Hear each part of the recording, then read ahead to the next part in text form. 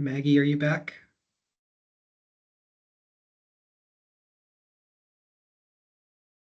Yes, I am, Chair Foster. We can go back on record, Maggie.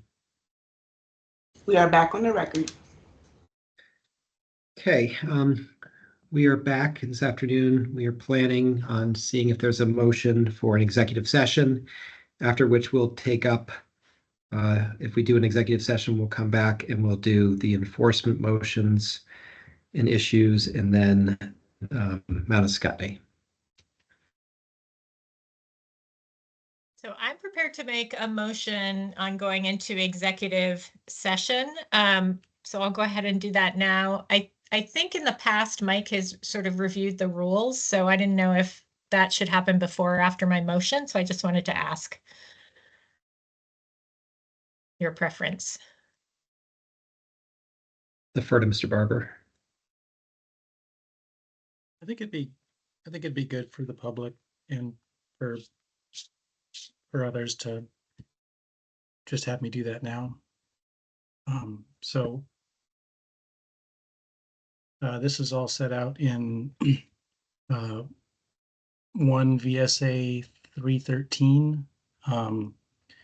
That statute allows the board or any public body to hold an executive session to, among other things, consider confidential attorney-client communications made for the purpose of providing professional legal services to the public body, provided the public body has made a specific finding that premature general public knowledge of the communications would clearly place the body at, or a person involved, at a substantial disadvantage.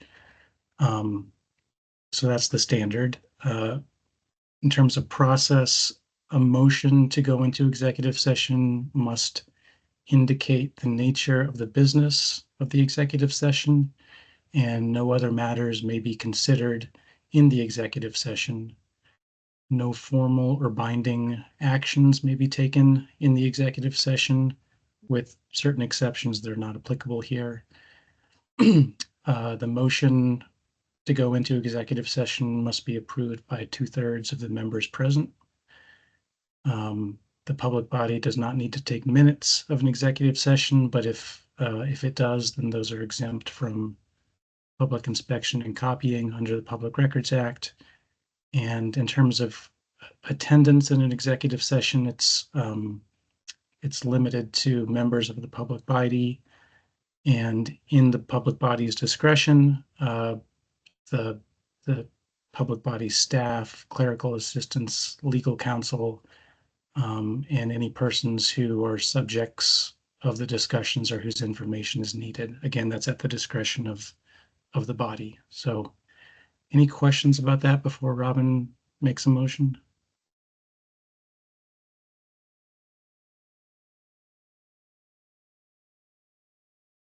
Okay, so seeing shaking heads, no, I will make a motion. In fact, I will make two motions if the first one passes. I move that we find that premature general public knowledge of confidential attorney-client attorney-client communications regarding the objections raised by hospitals with respect to the fiscal year 25 hospital budget process and fiscal year 23 budget enforcement process would place the board at a substantial disadvantage in any dispute that may arise out of these processes.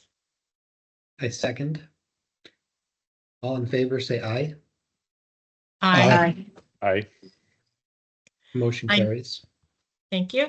I now move that we go into executive session to consider confidential attorney-client communications regarding the objections raised by hospitals with respect to the fiscal year 25 budget processes and the fiscal year 23 budget enforcement processes. Second. All in favor? Aye. Aye. Aye. Aye. Aye. And the motion carries. In terms of attendance, I believe it should be the board, counsel to the board, Director Barabee. Is there anyone else, Mr. Barber, that you think should attend?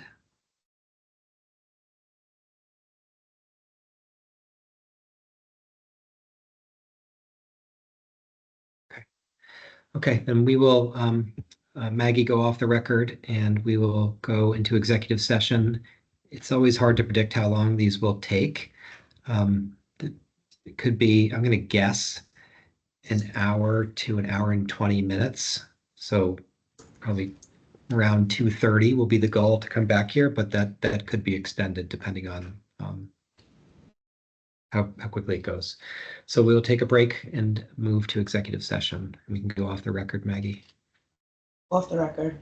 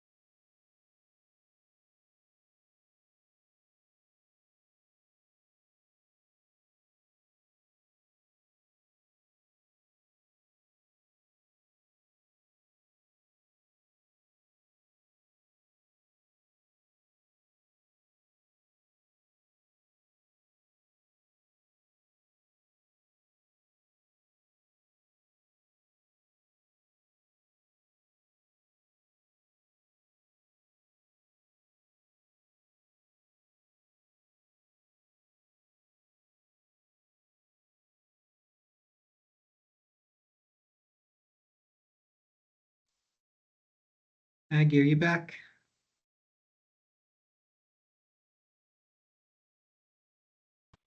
Yes, I am, Chair Foster. Okay. I'm just going to do a check on the board members. Merman, Yep. Holmes,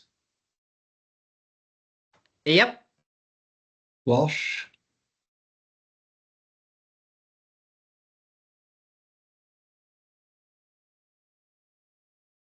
Lunge. Give him another moment. Elena, are you back? I am.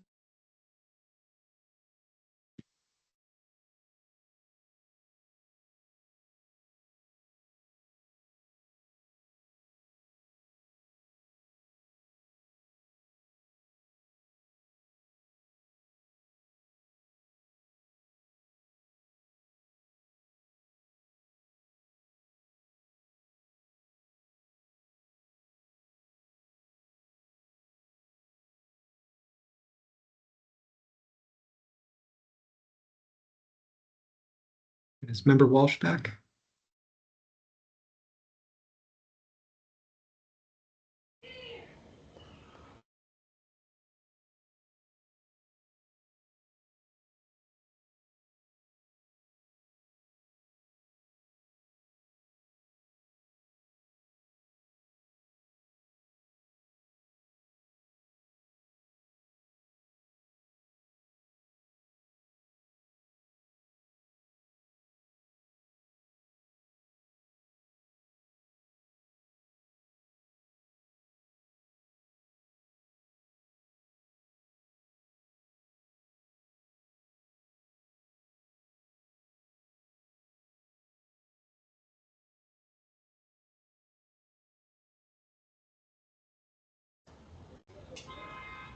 Hey, Maggie, you can go back on the record.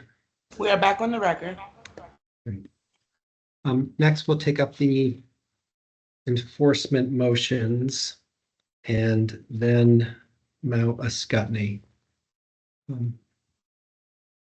Mark, if you have the Yep. slides. I'm going to pull those up right now.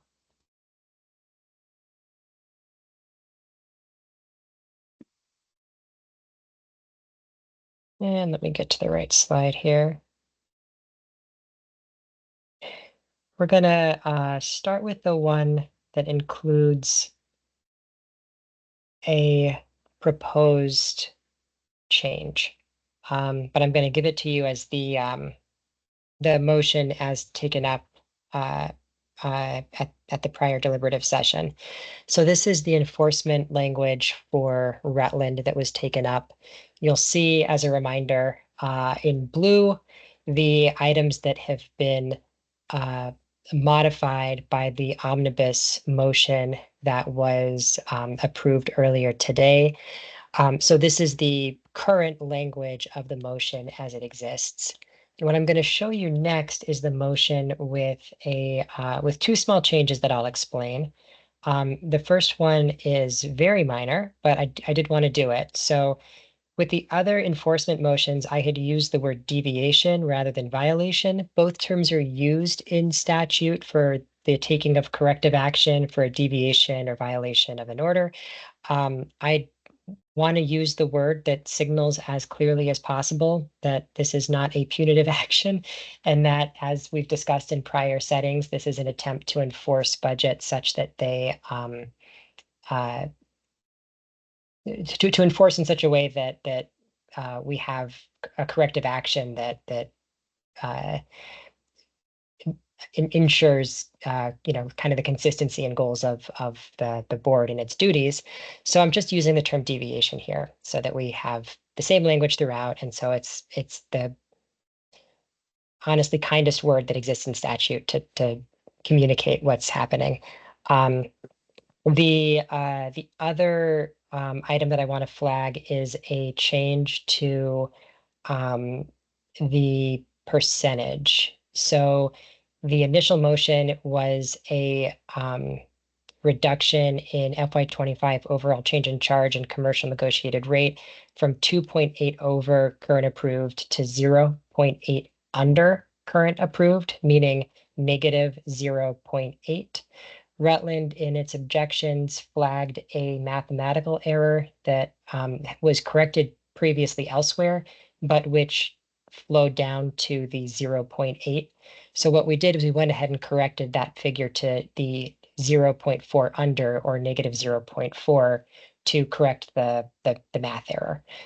So that's what this new motion language does, is it just gets us to, as I understand Rutland's objection, gets us to a figure that is representative of the math issue that Rutland noticed us about.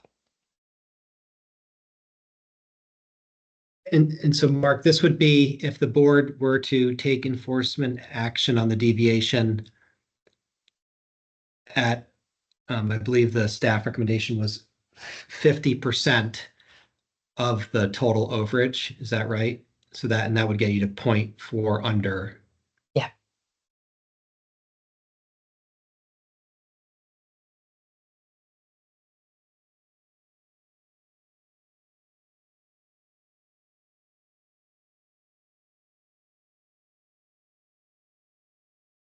And then the board, as I understand it, is able to take enforcement over multiple years. And have we done math to look at it over a 2-year period? Yep, my understanding is that we've got that done. I don't have those figures in front of you or in front of me, but can pull them up if you need them. Yeah, if you don't mind. Give me one moment. I'm not sure if Elena is on, but I am. I can share this. So this takes I'll just walk you through the spreadsheet so you know what you're looking at. Can you see? Okay, can folks see this? Yes, although I can't see which hospital's which.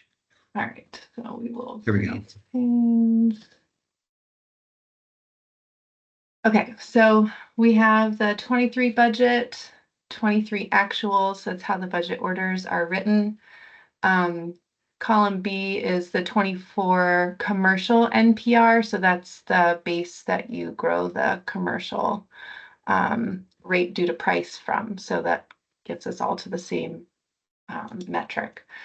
So this column E looks at the difference between budget versus actuals, and then calculates in column F the amount that NPR is over. So you should have those figures from previous presentations. The enforcement recommendation is in column G. So it was presented previously as 0, 50%, 50%, and enforcement in full. So if we're talking about order, we're here on row 12.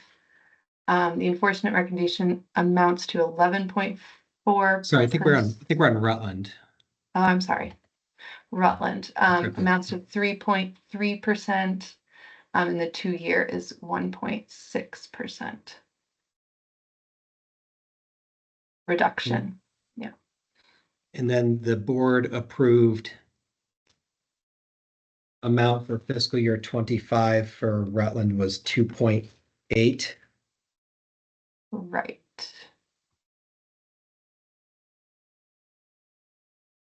And if my math is correct, if the board were to enforce over a 2-year period, the net result for fiscal year 25 would be 2.8 minus 1.6, or a 1.2 positive rate. Yeah. So I wouldn't pay attention to these columns. This was quick math. We'll hide those. Yeah, so I think we'll have to do the addition. Yeah, you'll have to take 1.6 away from the approved amount in the previous one.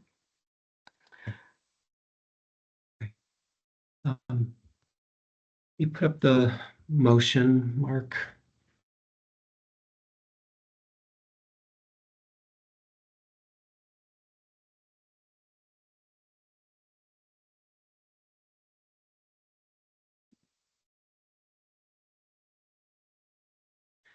So I had made this motion, although I would like to modify it. And before I make the motion, I'll explain why I would like to modify it.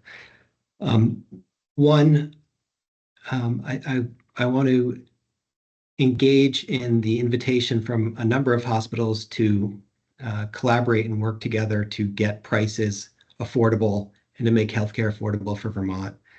And I think it's beneficial to have an additional period of time to deal with the overage for the hospital.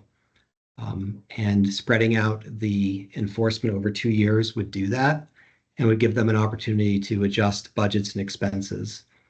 I think it's important to enforce the orders because the orders provide certainty to the broader state and market as to how much money will be spent on a particular hospital in a particular year. They are binding orders. The statute reads that hospitals shall comply with them. And part of the reason why we have budget orders is to control the expense growth, which is very important. If expense growth continues, Vermont will remain totally unaffordable for healthcare. And under 9371, that's an important consideration that the board has to make. And so I do think it's important that we enforce the budget orders for that reason. However, I want to recognize the transformation work that's been going on and all the effort that everyone's put in towards that, and we'll soon be putting in even more. And so I wanted to provide a 2-year period for enforcement. I also think that enforcing at a lower rate, a 50% rate, is reflective of what Rutland submitted to the board in terms of its information as to why we should not enforce. I don't think it was unforeseen or unexpected that they had an overage. But I do recognize that there was a lot of Medicaid patients and that historically Rutland's taken a number of steps to control costs that are very important. So that's why I would recommend that we do only a 50% enforcement and not in full, and that we spread it out over 2 years. So having said that, I just want to explain to the board members why I'm going to make an adjustment to the motion, and then I'll open it up for any comment. I move that we find that Rutland Regional Medical Center's performance differed substantially from its fiscal year 23 budget. I move to deny Rutland Regional Medical Center's application for retroactive adjustment of its fiscal year 23 budget and move to enforce this deviation by reducing the fiscal year 25 overall change in charge and commercial negotiated rate increases from 2.8% over current approved levels to 1.2% over current approved levels, with no commercial rate increase for any payer exceeding that amount, and with a 1.6% reduction for fiscal year 26 off of the amount that is ultimately approved.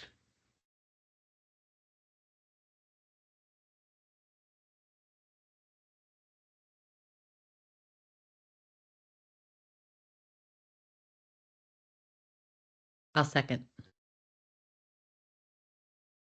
And I'll open it up for board member comment and discussion.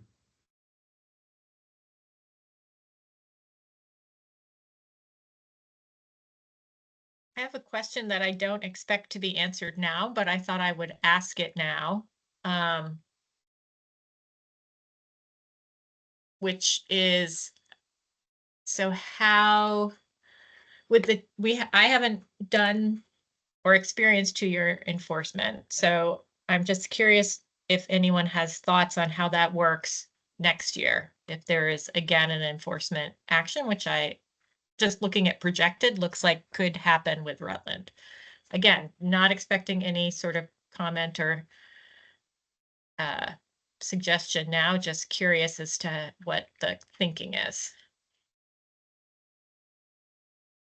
I don't mind responding a little bit off the cuff with a high level response, which so the motion I made would table that 1.6% enforcement on this till next year. And we'll see where the numbers are in the fiscal year 26 budget. we'll approve that budget consistent with the statutory obligations, and then the 1.6 would be applied to that. And in terms of Rutland's projecteds for 24 being high, there's certainly opportunity and invitation to Rutland to address that sooner rather than later.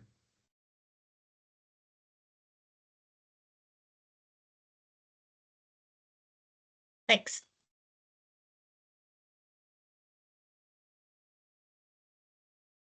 Any other board comment or discussion?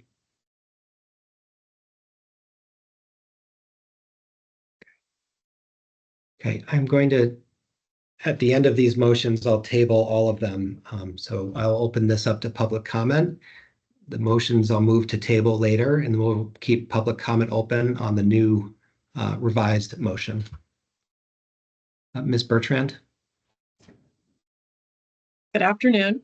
I just would request if we could just a little bit of time, and I know we're limited in terms of time, to be able to internalize the numbers and just have some of that information, if Elena would be willing to send it over to us so that we can just run some of those calculations ourselves. That would be fantastic. Not a problem at all. We can certainly do that.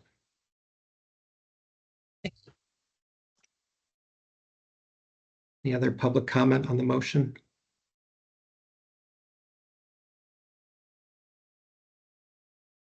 Okay, we can go to the next one.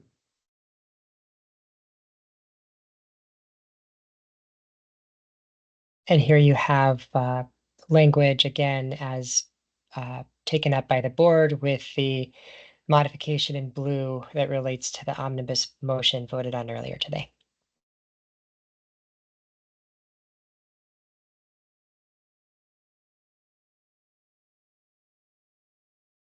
Similarly, with this motion, I wanted to amend it as well. Again, recognizing that Vermont healthcare is not going to improve without working together, and really recognizing the affordability challenges we have and doing something about it. And part of that is complying with these budget orders so that expenses don't go high. I know there's been a lot of comment about utilization versus price. Understood and recognized, but at the end of the day, it's the amount that people have to pay that is making it unaffordable. And again, consistent with our healthcare reform goals, we're trying to ensure that population health initiatives and work are being successful, and that we are being mindful of the systemic barriers to accessing care, given the crisis in affordability in Vermont.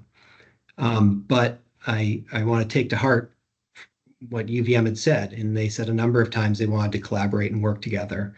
And I think we need to. And part of that would be to allow them more time to address and redress the additional commercial price that was put in fiscal year 23 that ultimately proved unnecessary to hit their budget. The other thing I would say, and this is a little perhaps informal or off the cuff, but there are issues that I think UVM and the board can work together on to make the budget process work more smoothly. There's a couple things that were noted by staff, by UVM in their process, and there's different views on both sides from the regulator perspective and the regulated that can make it better. And I am going to informally suggest that if this motion is approved and ultimately voted on, to spread it out over 2 years, that we get together for year 2 and talk about whether or not there's an opportunity to put things in place that will make the budgeting process go more smoothly. And so the board has more confidence, and perhaps UVM as well, in the outcome. And what I'm alluding to in that is going back to a comment made this morning by, I think it was Mr. Wooden. I think there needs to be an audit. I think we need to understand where all of the money is flowing, some of the board concerns about the variations in the budgeting. I think we'll all be better off if there's an independent third-party look at some of these things, and ensuring that some of the numbers are consistent from process to process. So I'm just gonna put it out there. I don't want to raise any temperature on this. So I'm going to reach out probably to UVM informally, maybe with others, if there's an appropriate process to do that, to talk about if there's a submission that could be made as part of the year 2 enforcement if this motion were to pass. Mark, do we by chance have this slide? Or actually, Elena, could you give me the numbers for what the enforcement amount would be if it were spread out over 2 years? Yes. So the enforcement amount spread over 2 years would be 5.4 divided by 2, negative 2.7%.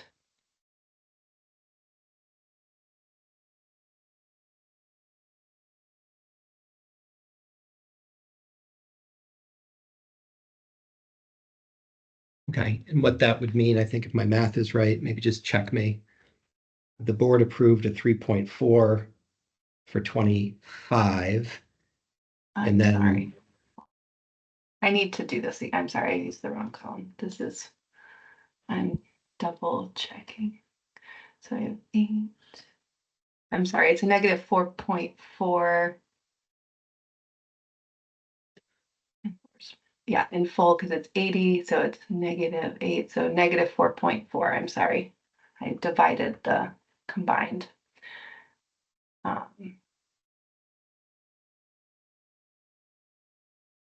So a 2-year would get you to -1 overall.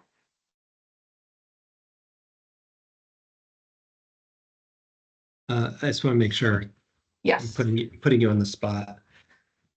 I apologize. So if the board were to enforce in full in 1 year, it would be a little over $80 million, and that would result in a minus 5.4 off of, yeah. Combined with the earlier recommendation. So the 80 million is equivalent to a negative 8.8%.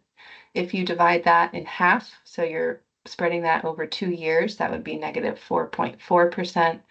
So if you take the negative 4.4% from the already approved 3.4% guidance, that gets you to a negative 1% for And then- FY25. And then 4.4% for 26. Yes. Okay. Okay. I move that we find that UVMMC's performance differed substantially from its fiscal year 23 budget. I move to deny UVMMC's application for retroactive adjustment of its fiscal year 23 budget and move to enforce this deviation by reducing the fiscal year 25 overall change in charge and commercially negotiated rate increases from 3.4% over current approved levels to 1% under current approved levels, with no commercial rate increase for any payer exceeding that amount. And for the remaining 4.4% correction to the deviation to be enforced in fiscal year 26.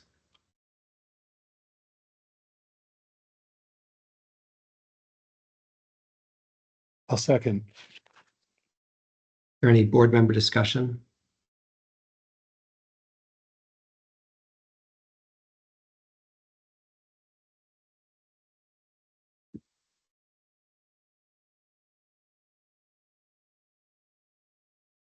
And I'll open up to public comment, and I saw Ms. Peak Lee raise her hand. Good afternoon, Chair Foster and Board. I know it's been a long day for everyone. I do appreciate you taking the time to really look at the impact that a negative rate will have on patient care.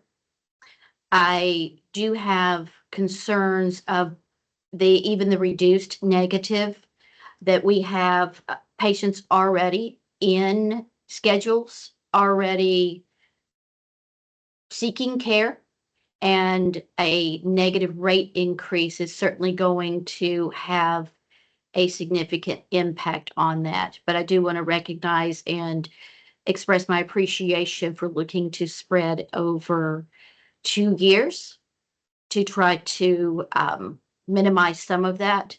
I would ask that we continue to look at how any enforcement is put forward in terms of negative rates, as well as visit again the determination that was made to make the decision I do recognize that we're all looking at the cost of healthcare.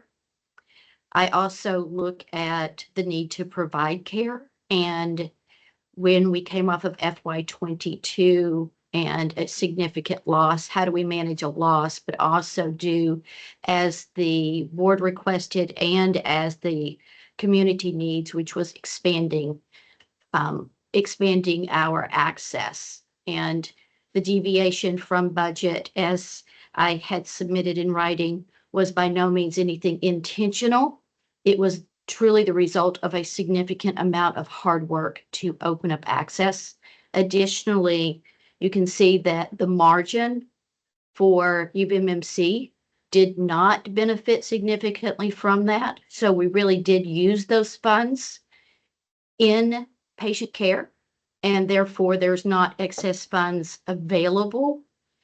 And I do look at the impact of this in the future. So thank you for hearing me, and I do appreciate the work that you all do. Thank you for your comment, Ms. Peakley, and we likewise appreciate the work that you all do and recognize all the hard work that goes into making the budgets and testifying and following up. It's an incredible amount of work, and so I thank you for that. We're not taking away the money through this motion, just to clarify. It would be to lower rates in the future so that there is more room for access without really impacting the affordability side, not to take money back for sure for patient care that's been provided. Thank you for your comment. I look forward to continuing to work with you.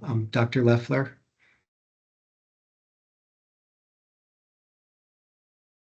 Record and say that this action will hurt Vermonters. That net overage was for utilization, and we actually lost money on it.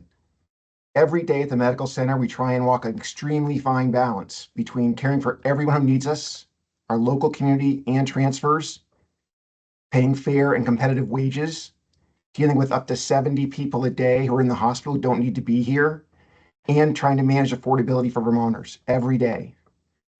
We made that overage in 23 because we cared for more people who needed us, and we actually lost money doing it. We paid travelers and overtime and special pay to have people be seen. We will have to take actions based on this projection for 25 that will limit access to Vermonters going forward. I can't imagine this is the right way to help healthcare in Vermont.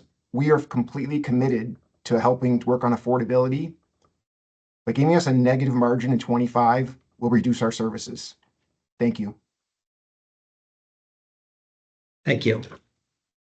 Other public comment?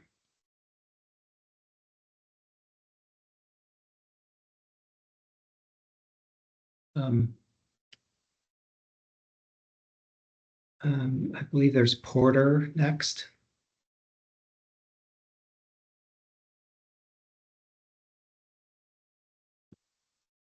I do see one raised hand, which I'm happy to, just wanted to flag that for you, Chair Foster, before I move on. Oh, yes, that's fine. Mr. Boynton? Hi, thank you. This could probably wait till after Porter because it's based on all three potential enforcements. I do worry, being a small state, that even though you created an enforcement, you're really going to not improve affordability at all. You will decrease local access, but patients are smart enough to leave the state for care. So I hope that's recognized. Thank you. I do not think this will improve affordability. Thank you for your comment. Do you have Porter? Yep, pulling it up right now.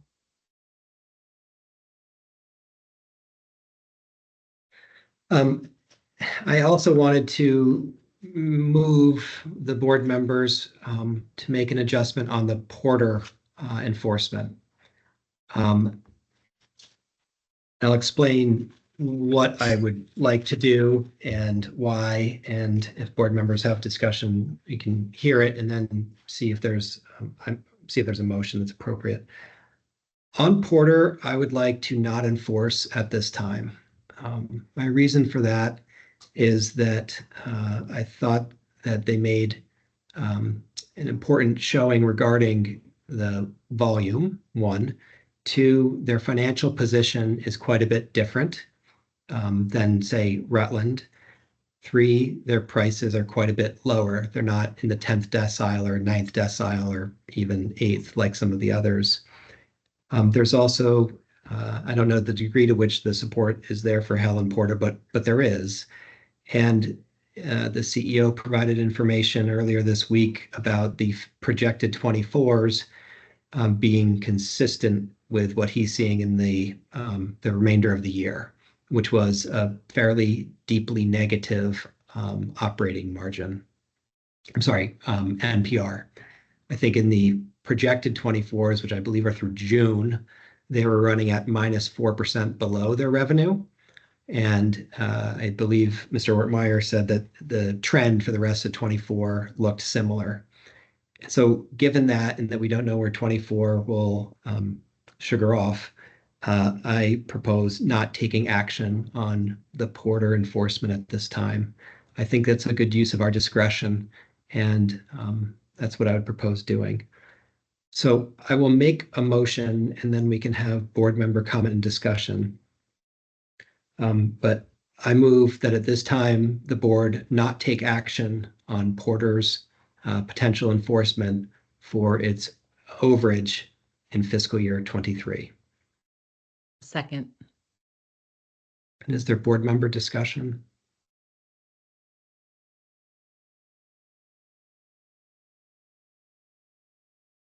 I'll open it for public comment.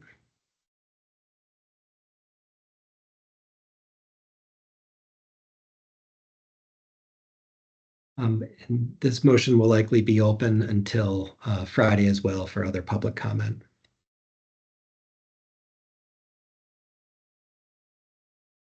All right, with that one done, I'm going to turn us to the last motion language for the day, which concerns Mount Ascutney. And it's about 3:20, but I'll do my best to cogently explain what's here and what's in the next slide, which is a new proposed motion language.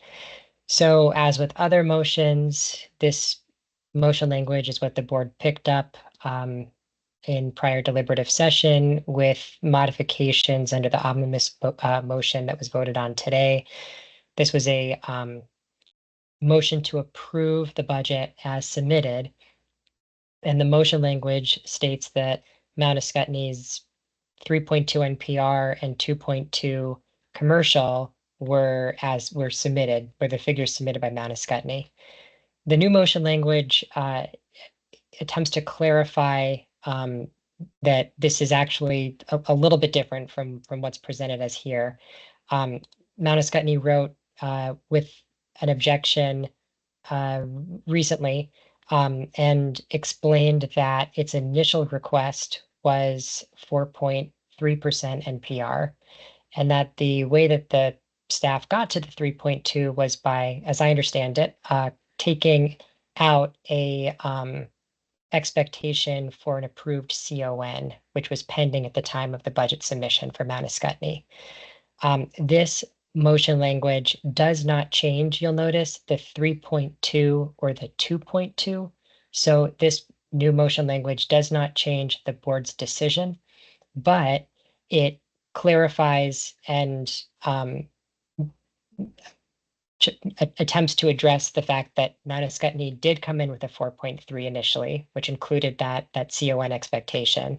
So this is not an approval of the budget as submitted. Instead, it's an approval of the budget with modifications, that modification being the reduction to NPR.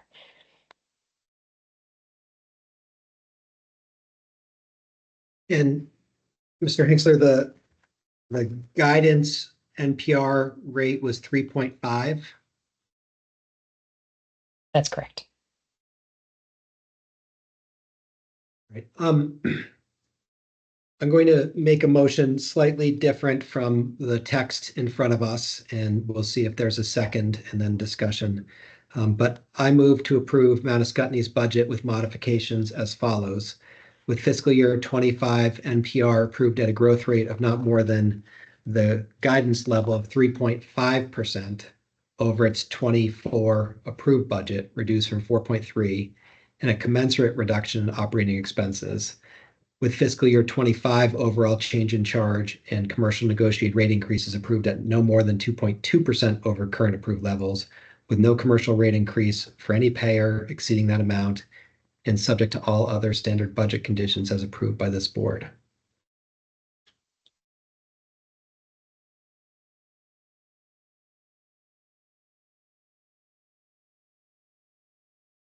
I'll second. And board discussion.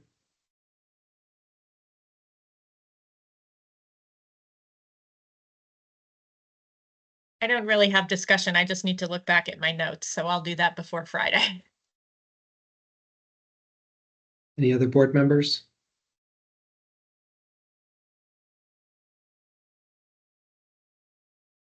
And I'll open it to public comment. Ms. Pitts? Thank you, Chair Foster and Green Mountain Care Board. And thank you for the summary. That is pretty much what had happened. The CON revenue and expenses were removed from our submission. However, since then, we did receive approval for our CON. And so I guess, we are asking that you reconsider and keep us at the 4.3%. And I did note that when we received the statement of decision, one of the findings, it did note that the project meets CON standard 3.4, which requires applicants subject to budget review to demonstrate that a proposed project has been included in hospital budget submissions or explain why including was not feasible. And then another item noted was that the costs included met the second criteria of reasonable cost. So we feel that disallowing it at this point seems to be at odds with what the CON had approved. So we respectfully ask that you reconsider. Thank you for your comment, Ms. Pitts. And one other thing I would just like to add is that the 2.2% does not change, that was what would actually end up going back to Vermonters. Thank you. And we'll end up voting on this motion, I presume, on Friday, Thank you. if I get a motion to table here. Any other public comment?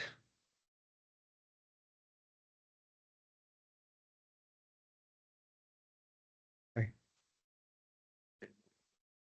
With that, I would like to make a motion to table the changes that were made from the prior motions that were introduced. So I move to table the following motions until the board's meeting on Friday, September 13th. 1, the Copley Hospital budget. 2, the NMC hospital budget. 3, the Porter hospital budget. 4, the Mount Scottney hospital budget. 5, the UVM fiscal year 23 enforcement. 6, the Rutland 23 enforcement. And 7, the fiscal year 23 Porter enforcement. Second. Is there any public comment on the motion to table? Right. And again, the board will keep public comment open on these motions that were introduced today. And thank you everyone for participating in today's hearing and providing comment the last several days. All those in favor of the motion to table, say aye. Aye. Aye. Aye. Aye. And the motion carries. I don't have the agenda up, but if my memory serves, that should be about it for today. Is that right, Mark and Elena? I believe so. Yeah. That's it. Yep. Okay, great. Then with that, I move that we adjourn. Second. Second. All in favor, say aye. Aye. Aye. Aye. Thank you, Mark, Elena, Emma, Noah, Janelle, Mike Barber, all of the staff. Really appreciate it. And thank you very much, Maggie. We are adjourned.